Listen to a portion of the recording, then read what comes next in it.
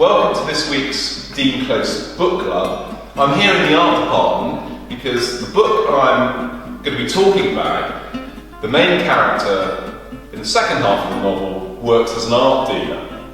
The book I'm going to be talking about is called Any Human Heart by William Boyd. Its name comes from a quotation from the famous novelist Henry James, who said, "Never say you know the last word of any human heart," which basically suggests that you don't really, human beings, you never really entirely know them because they are so complex. And the whole novel is about a character who is a very complex and interesting figure. It was longlisted for the Booker Prize in 2002, and I was recommended it by a former principal who knew I liked reading and said it was a very, very enjoyable book.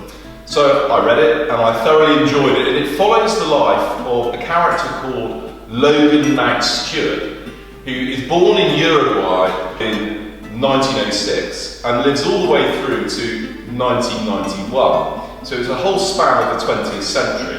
And it's essentially about his life, and he lives a really, really fascinating life. The novel actually was turned into a TV adaptation where Matthew McFadden plays the younger Mountstuart and Jim Broadbent plays the older character. But William Boyd is a novelist. Really, his expertise lies in writing sort of whole life biographies of fictional characters. And at the moment, he's got a novel called The Predicament, which I think is a spy thriller which is out. And he also wrote a novel called Gabriel's Moon, which was released, I think, last year. I haven't read either of those two yet, but they're very much on my list to read shortly. So back to Any Human Heart.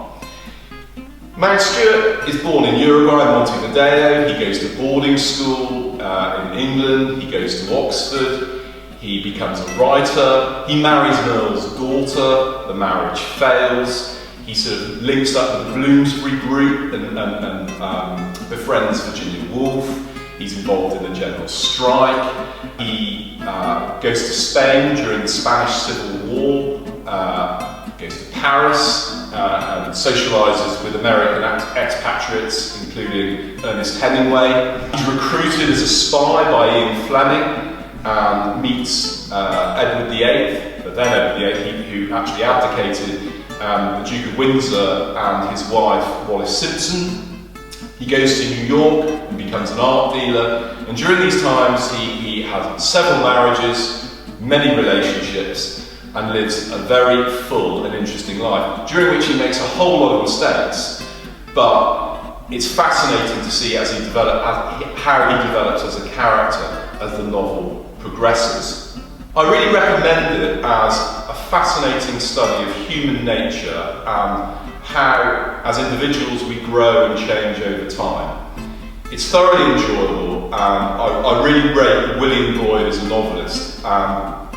I think if you're interested in reading one of his novels, I would suggest starting with Any Human Heart.